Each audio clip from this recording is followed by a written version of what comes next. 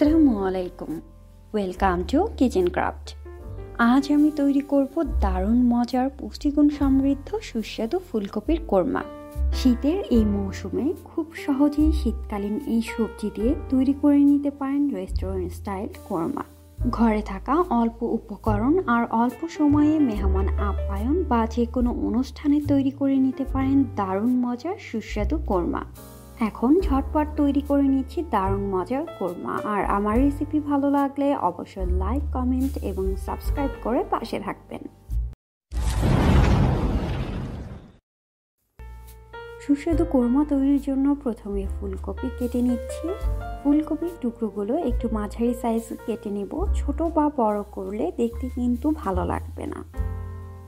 কাটা হয়ে গেলে এবার বাটিতে পানি নিয়ে কিছুক্ষণ ভিজিয়ে রেখে ধুয়ে নেব। এখন অন্য একটি প্যানে নিয়ে নিচ্ছি সামান্য তেল, অ্যাড করছি পেঁয়াজ, একটু বড় করে কেটে নিয়েছি। সামান্য ভেজে নিয়ে দিয়ে দিচ্ছি কাঠবাদাম আর কাজু বাদাম, দিয়ে দিচ্ছি সামান্য কিশমিশ। 2-3 মিনিট অনবরত নেড়ে ভেজে নেব।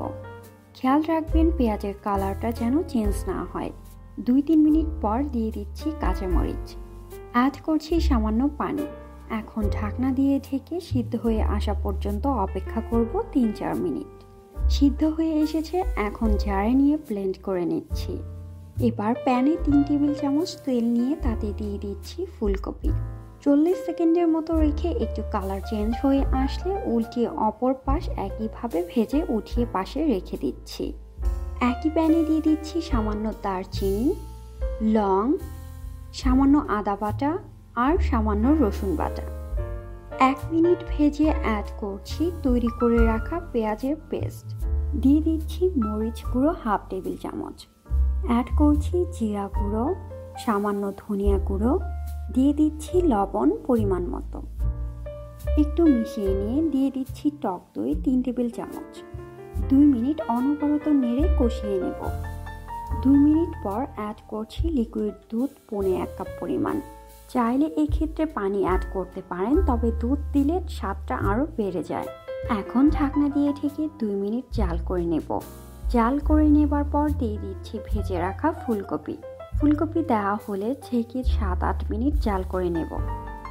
রান্না প্রায় হয়ে এসেছে, এই পর্যায়ে অ্যাড করছি সামান্য গরম মশলা। 1 মিনিট রেখে চুলার ফ্লেম অফ করে চুলা থেকে নামিয়ে নিচ্ছি। তৈরি হয়ে গেল দারুণ মজার সুস্বাদু ফুলকপির কোরমা। এখন পরিবেশনের পালা। আপনারা বাসায় অবশ্যই ট্রাই করবেন, আর কেমন হলো তা জানাতে কমেন্ট করতে ভুলবেন না। আমার রেসিপি ভালো লাগলে অবশ্যই চ্যানেলটি সাবস্ক্রাইব করে পাশে থাকবেন।